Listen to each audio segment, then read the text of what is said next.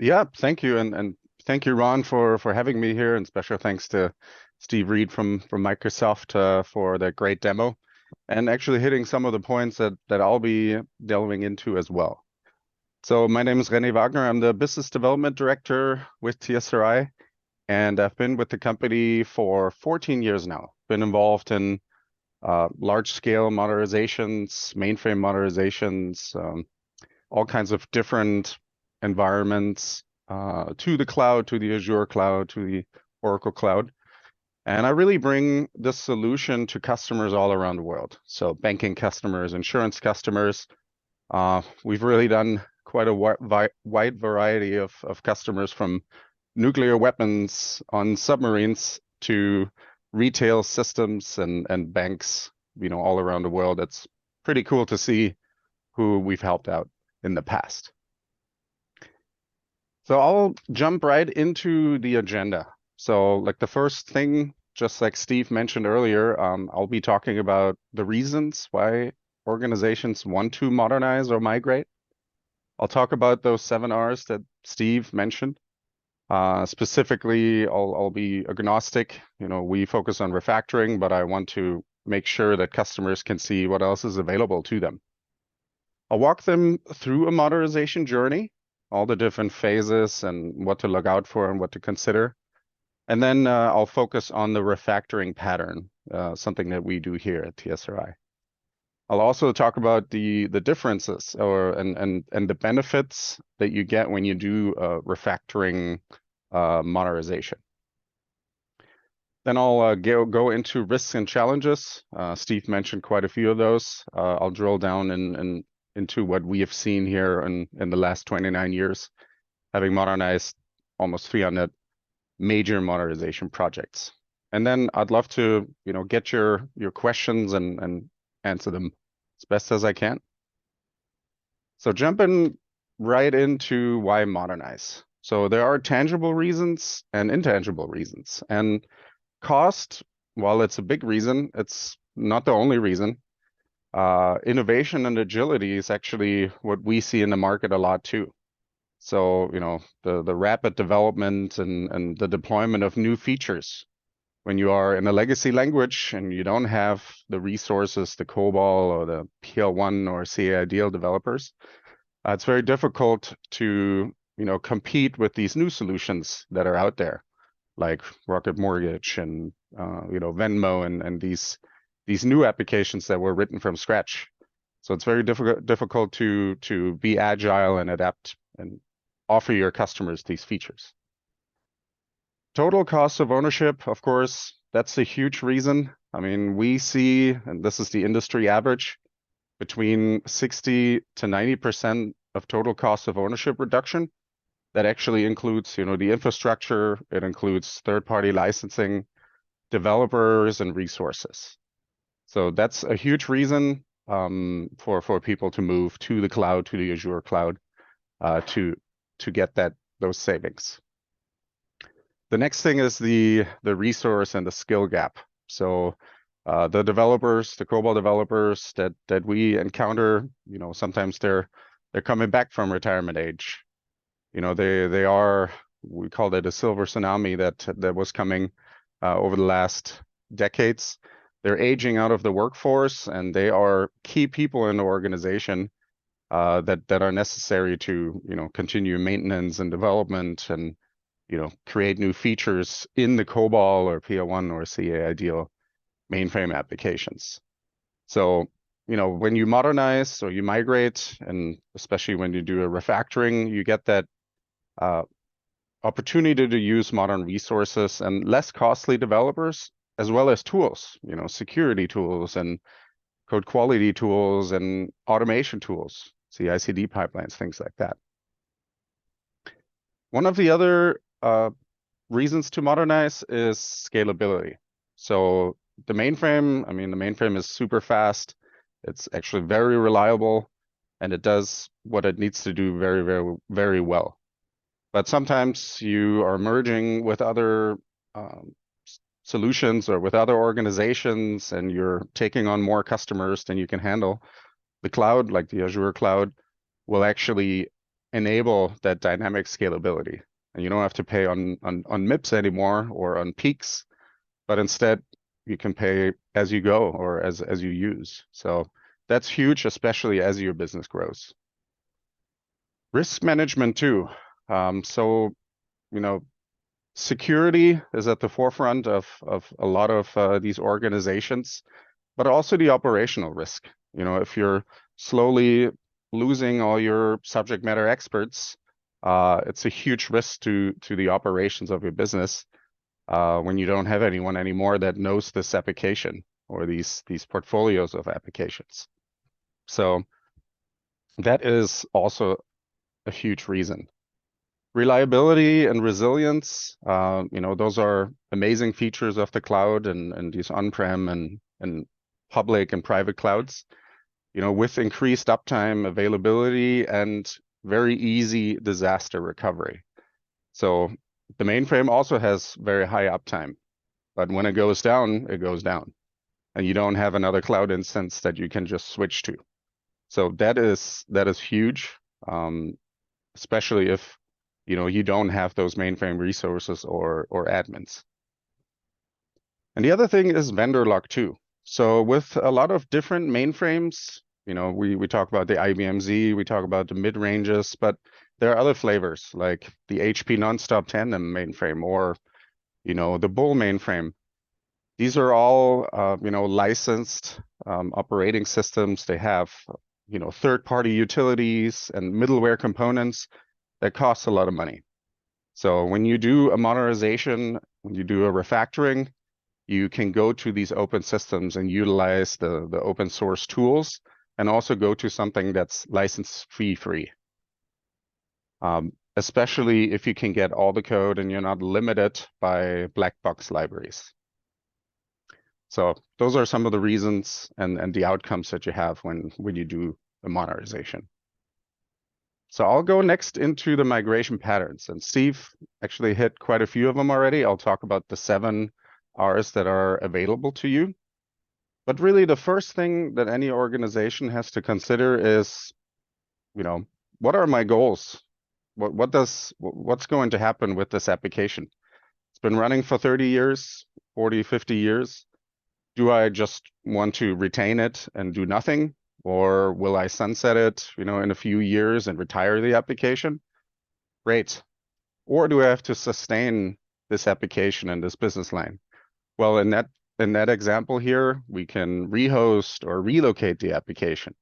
So lift and shift into an emulated environment where, you know, we mentioned that there's very minimal change to the COBOL, for example. It is a COBOL to COBOL conversion, but it is very, very low lift when it comes to no changes to the code. The other one is relocate. So we see that with a lot of modern applications, like taking it from VMware and putting it into the Azure cloud. So a hypervisor lift and shift. Those are available, and those work especially if you have those resources still available. So, you know, tons of COBOL developers or mainframe folks. Hey, The second, Renee. yeah, Renee, one absolutely. thing, just I know there are a couple of questions just to do a quick level set. When everyone's here talking about mainframes, Yeah, it is not just the IBM Z. that's right. You know, just so we do a quick level set, the tools offered by Microsoft and the services offered by TSRI could cover a range of different solutions. I was thinking back, I mean, I'm sort of old these days, but you can go back to things like Sperry Univac mainframes. And I was just Backs, reading yeah. about Fujitsu mainframes are getting out of the business. You could talk about, you know, some of the HP tandem nonstop computing or the HP 3000s, the mini computers. You know, what we're really in broader strokes, I mean, mainframe Yeah, is a little bit of a catchphrase, my marketing phrase, but you were really talking about here for everyone listening is when you just got these old systems running COBOL, Fortran, whatever code you want to do, where there's a growing shortage of experts and you don't want to be dependent on that one person getting sick on the day when something goes wrong. And that's really the premise of what TSRI and Steve can do across many different platforms. yeah, absolutely, Ron. and even rehosted, COBOL that was temporarily rehosted to achieve those mainframe savings. Like we've done projects like that too for telecommunications customers. Absolutely. Mainframes, mid-ranges, and even modern languages like Java or C Sharp. Java is as old as TSRI, 29 years. So that's absolutely, legacy code as I think about it too. The other pattern that we have available, to our customers is when they choose to optimize the application. So there are two ways, which is Hey, a Renee, replat. Yeah, Renee, I just started interrupting. I know Vern, who's with Old Dominion, yeah. leading a financial institution, had asked specifically about IBM I. And IBMI, yes, the mid range, absolutely. So I think Old Dominion, you have RPG 3 and RPG 4. So those things can be modernized to Java, for example. Absolutely. now, Vern, I want to make sure I just unmuted you. I'm not sure if you can speak, but I just want to make sure we answered your question. If there's anything else you want to add, either verbally or in the chat, you can type it in, but let's keep going. But the Okay, answer is sounds good, yes, it Ron. runs IBMI. And Vern, if you, I'm gonna unmute you now, but if you do want to share anything, just let me know, and we really appreciate those questions. Great. Thank you, Ron, for mentioning that. So in the optimization line here, or that you see, there's a replatform and a repurchase or replace R, like migration pattern. The replatform basically means you're lifting and shifting the application with parts of it reimagined. So parts of it being rewritten and just making, minor adaptations so that you can actually replatform and put it on another platform. The other one is replace or repurchase. So usually what we see is custom off-the-shelf solutions that will, be customized after they're deployed. So it doesn't make sense for, a bank to translate a CRM system when solutions like Salesforce or other CRMs are available to you. You just have to purchase that solution, replace it, and customize it to your business needs. And then the last migration, last but not least, is the refactoring or the reimagining pattern. And that's where TSRI falls in, where we automatically refactor the application into a new programming language, a new database, a new architecture, and the same look and feel for the user interface. So those two things are available to you in this refactoring pattern. The reimagining pattern, that's basically rewriting it by hand. And if you have small applications, that makes sense.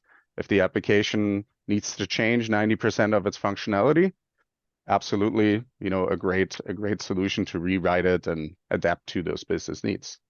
But if the application does exactly what it needs to do and it works well, it has your intellectual property in it and your business logic that you rely on, and you want to go to the same application in a modern architecture, with a modern database and a modern language, we can automatically refactor the application. And I'll go into the refactoring pattern here in a little bit, but let's look at the modernization journey. So this actually applies, the majority of this applies to all the patterns. So the very first thing is to do a documentation, an assessment, and really define your goals and outcomes.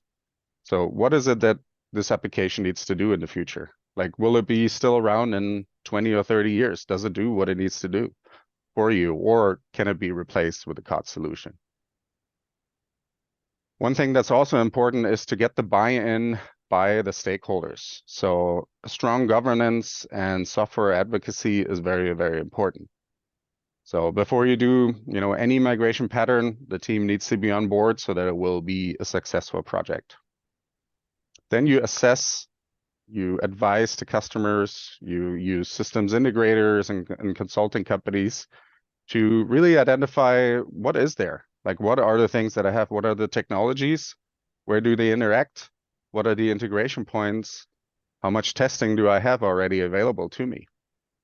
So all that assessment, that discovery has to happen in order for the organization to decide on that migration pattern. Is it a refactoring? Is it a rewrite? Is it a COD solution or a rehost? You have to decide that when you define your outcomes and your goals. And then a lot of times, just like Steve said a little bit earlier, a lot of times customers don't have any documentation, and the knowledge is stuck in the heads of the subject matter experts of the legacy system. In that case, what we also provide is code documentation. And we actually have a service, a self-service model that's hosted in the cloud, where you can just go upload your code and get that documentation. So that's huge. And I can't tell you enough how important that is to an assessment and discovery phase. The other thing that comes out of that, working with the customer and cloud economists, is a business case or total cost of ownership analysis. Like, what will my spend be in the cloud? What will my savings be? Will it be, 60 to 70%, or like we've seen it with some customers, 90% and higher? So that will be very important for the business stakeholders and the CFO to actually make a decision. And then you get into the architecture design and planning, as well as mapping the externals. Because code is just one aspect of an application. What about the utilities, the IBM utilities, the HP Nonstop utilities, the middleware that this application is relying on? All those things need to be moved as well in order for it to be a functionally equivalent application. And in the Oracle Cloud and in the Azure Cloud and other clouds, they actually have perfect replacements already available that are very, very inexpensive. So other areas for savings for an organization too.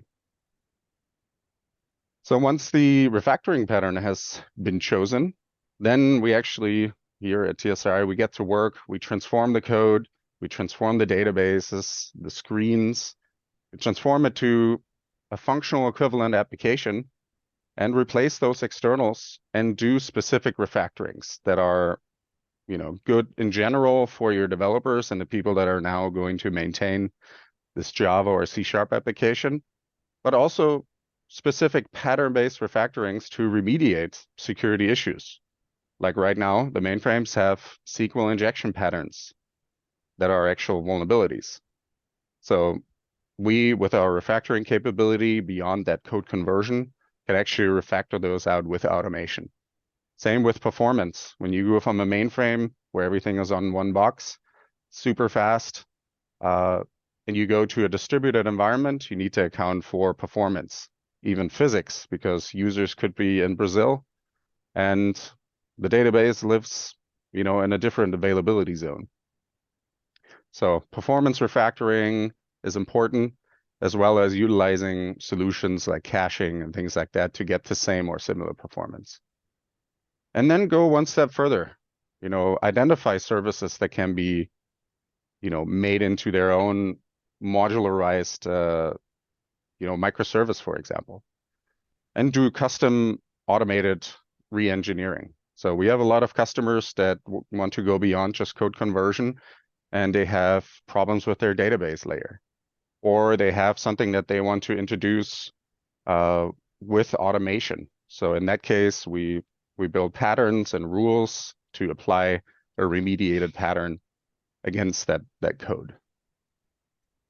But that's not all. And like Steve said earlier, a big part of a modernization, and unfortunately a big part of manual efforts, is the testing and the integration. And in fact, that is the longest pole in the modernization timeline.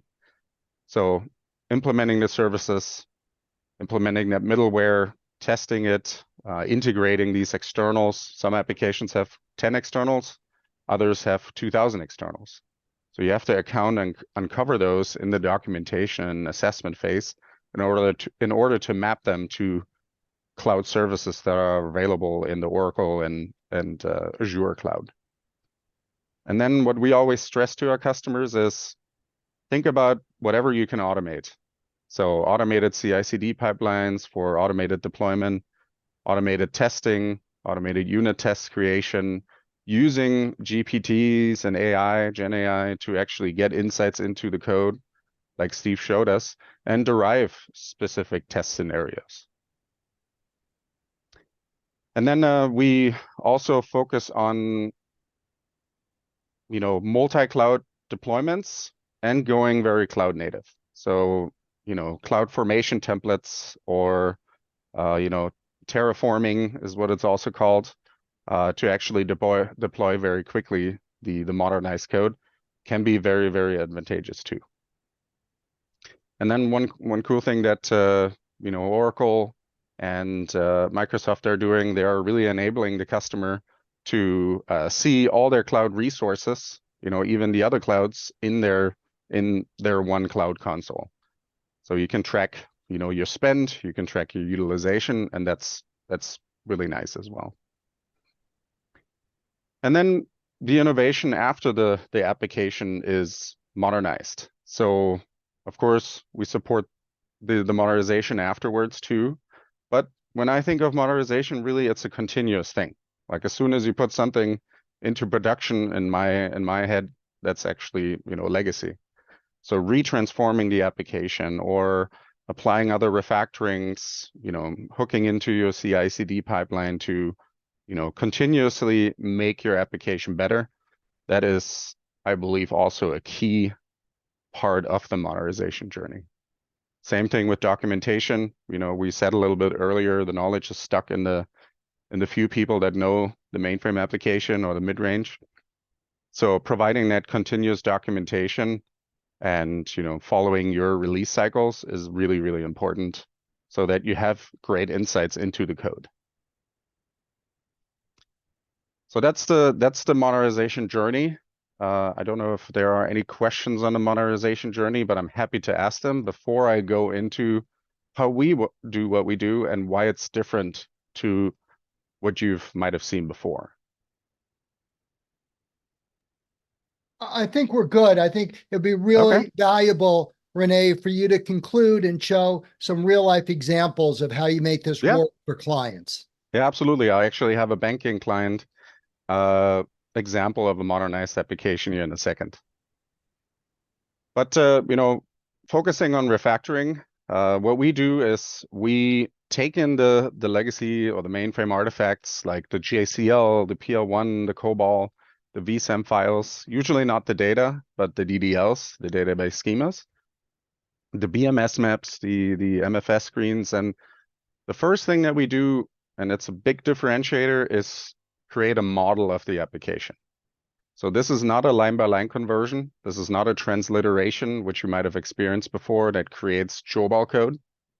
It does generate code, but it is maintainable and being maintained by our customers. And everything really revolves around that model.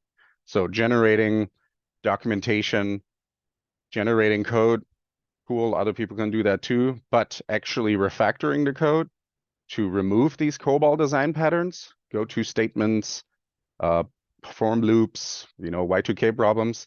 We do that with automation, very high degrees of automation against that model, which allows us to not ask the customer to freeze the code or get new baselines during the project and even after the project too.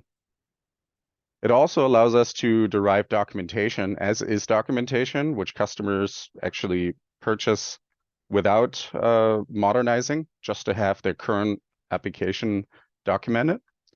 And then also a transformation blueprint, which what we call our to-be documentation. It shows side-by-side code.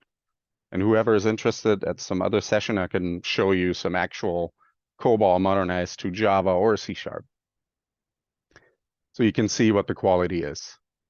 And then ultimately, what do you end up with? Well, you end up with a functional equivalent application in a modern architecture, in a multi-tier cloud-native architecture. So not a monolith, not a spaghetti application. You'll have a unified code base, and with us, there are no license fees, and we provide even our framework code in source code form with documentation. So that's huge because the golden handcuffs are off. There's no vendor lock with our solution. So I want to drill into this refactoring pattern and actually talk about a concrete example of a banking application that was around 5.1 million, 5 million lines of code that we've modernized from COBOL to Java. So this is usually, these are two Sonar Cube scores, and this is usually the first one over here. It's usually where other modernization vendors stop, where there is Jobal code. There are a ton of vulnerabilities, lots of code smells. In fact, these 98,000 vulnerabilities and code smells would have taken 24,500 human labor hours to be remediated. So that's a huge amount of technical debt and duplication that would have remained in the application, where you would have thrown, developers, armies of developers at this to remediate that. Well, we were able to remediate that within less than 23 hours of writing refactoring rules against this model that I was speaking about earlier. So with that same automation, truly 99.9x% and higher against entire code bases and even subsequent applications. Because when we write a rule and we apply it against the first application, it can be reused, which makes this really attractive to enterprise level customers. So that you end up with 0 vulnerabilities, and the majority of code smells actually remediated. And all that within 23 hours of us and our genius people here writing these refactoring rules instead of manually touching the code. So that is a concrete example of a banking customer that we've modernized and that's in production. So what are the benefits to the customers? I mean, the automated documentation and the automated transformation really reduces the maintenance costs and allows you to onboard, resources, new resources faster. But it also helps you, even if you just buy the documentation, get insights into this application. The other thing that we support is not a big bang. It's one of the riskiest part, in my opinion. We actually do an iterative and graceful migration. So we can show early success, incorporate feedback in the different sprints or spirals, and really get you the best code out of the other side. You also have a faster time to market with these features. So, something that would take humans, decades to rewrite, we can do in a matter of months. Because we have that, higher than 99.9x% automation. We'll also have less defects, which, humans introduce defects. If you have a very automated solution, you get, very few defects. We'll also have a transformation warranty, where we'll warrant the code to be free of any transformation related errors. That's how accurate we are. And all code will be transformed at 99.9x% automation. What that actually, means for the stakeholders, the business stakeholders and the organization is huge economies of scale, a higher reuse factor if you have multiple applications. And what we see, I talked about the industry here earlier, but what we see an 80 to 90% total cost of ownership reduction, and with us, no license fees. So no more vendor lock or black box libraries. I was mentioning, we go to a very cloud native deployment, fully containerized, service enabled. There will be a REST layer. It'll be, in a very cloud native architecture on Azure and OCI. And because we don't focus on that code, because we don't do this line by line conversion, we actually don't ask our customers to freeze the code. So we get code baselines throughout the project, sometimes dozens of code baselines, updates, so that we can do the modernization in parallel. And even if you tell us, hey, I want to make a specification change in sprint number 4, we can actually apply that to all previously modernized code. So that's really powerful, especially if you have a large application where you can disrupt that business, which helps us accelerate the actual modernization and reuse those actual rules. And also we go beyond this code conversion, and we do that technical debt reduction. We increase the maintainability. We introduce new, what used to be ABC 123 COBOL type can turn into something that a normal person can actually read, like a normal modern developer is what I mean. And increase security and performance, because that's really important to our customers. And then lastly, we have this unique capability of a dual database layer where we introduce and encapsulate data and database calls, which allows us to target the legacy and the target database. So we can actually move not only parts of the functionality first, like online first and then batch, but we can have it still talking to the DB2 database, for example, and then in the end, move the DB2 database to Microsoft Azure managed SQL instance. And that allows us to do that gradual go live and really reduce that risk and show early success, because you don't want to wait 10 months for all the code to be transformed. You want to see something fast and have your high priority modules, your biggest spend, be modernized first. So that's my last slide here, where I now want to enlighten you a little bit around the risk and challenges and how to overcome them here. So one thing to consider is complexities. So we see a lot of applications that have, for example, code generators within them, or they have externals, external interfaces where a replacement doesn't exist anymore. Well, before you get into a project, you definitely need to assess that application and do that planning. Measure twice and cut once is really the principle here, so that you can actually have a successful project. Quality too. I mean, when you modernize that application and new developers will have to maintain this application, be a nightmare if it's a procedural spaghetti application that's still a monolith. So that's where I always stress the difference between using model-driven tools and rule-driven tools, like the TSRI tool, versus the transliteration, the line-by-line conversion, where you end up with this COBOL or COBOL-looking C# that has the same underlying, legacy COBOL undertones or design patterns. Testing too. Testing and integration are probably the biggest risks to a modernization. If I can give you any advice, if you're considering rehosting or refactoring or rewriting, immediately start recording test cases, because that will be the longest part of your modernization. So test planning, creating the baseline comparative tests, and automating what you can within the cloud, for example, or in your recordings is huge. And we have some automated ways to derive test cases, but a lot of it is really driven by your organization's SMEs too.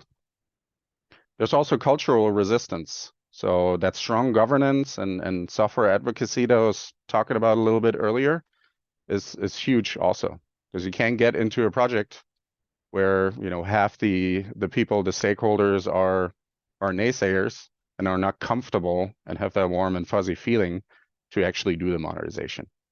So that cultural resistance and incorporating these COBOL developers is huge, because they know the application, they know the functional parts. They are there in a huge way to actually bounce ideas off. So very, very important.